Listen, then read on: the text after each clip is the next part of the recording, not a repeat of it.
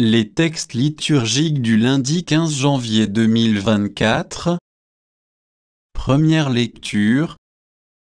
L'obéissance vaut mieux que le sacrifice, le Seigneur t'a rejeté, tu ne seras plus roi. 1 Samuel 15, 16-23.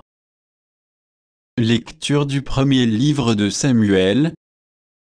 En ces jours-là, Samuel dit à Saül, « Assez, je vais t'apprendre ce que le Seigneur m'a dit pendant la nuit. » Saül lui dit, « Parle. » Alors Samuel déclara, « Toi qui reconnaissais ta petitesse, n'es-tu pas devenu le chef des tribus d'Israël, puisque le Seigneur t'a donné l'onction comme roi sur Israël?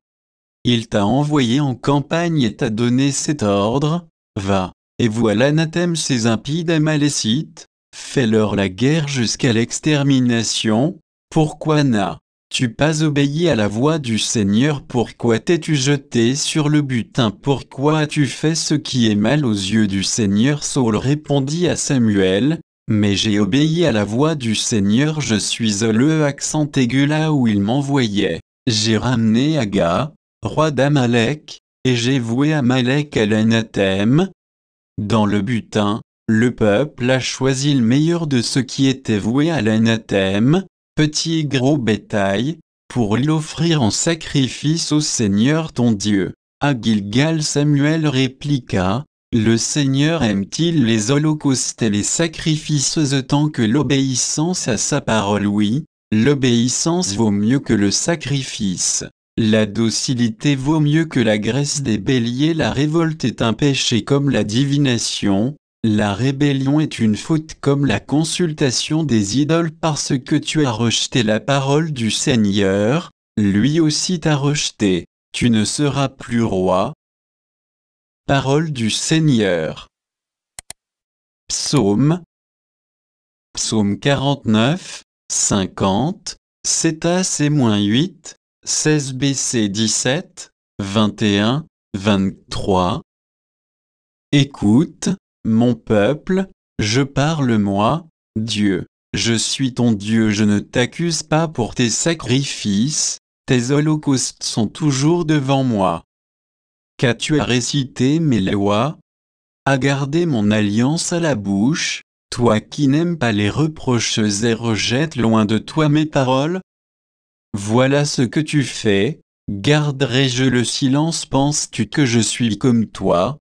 Je mets cela sous tes yeux, et je t'accuse. Qui offre le sacrifice d'action de grâce, celui-là me rend gloire, sur le chemin qu'il aura pris, je lui ferai voir le salut de Dieu. Évangile. L'époux est avec eux. Marc 2, 18-22. Évangile de Jésus-Christ selon saint Marc.